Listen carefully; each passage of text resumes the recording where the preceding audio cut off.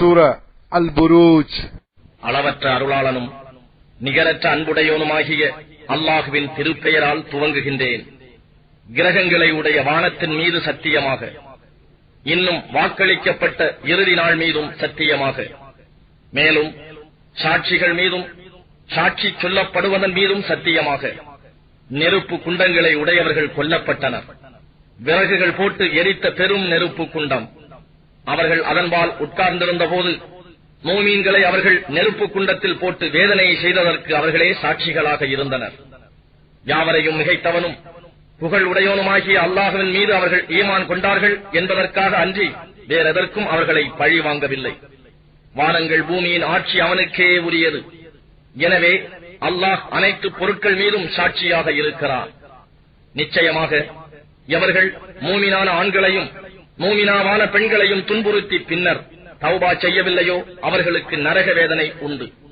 மேலும் கரித்து பொசுக்கும் வேதனையும் அவர்களுக்கு உண்டு. ஆனால் எவர்கள் ஈமான் கொண்டு சாலிகான நல்ல அமல்கள் செய்கிறார்களோ அவர்களுக்கு சொர்க்கச் சோலைகள் உண்டு. அவற்றின் கீழ் நதிகள் ஓடிக்கொண்டிருக்கும்.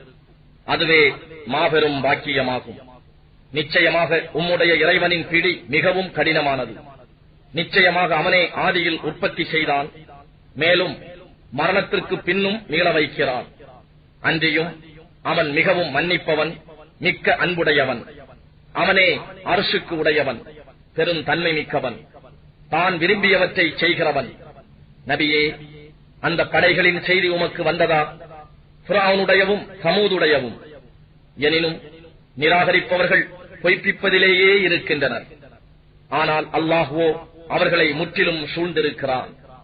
நிராகரிப்போர் எவ்வளவு முயன்றாலும் இது பெருமை பொருந்திய குர்ஆனாக இருக்கும்.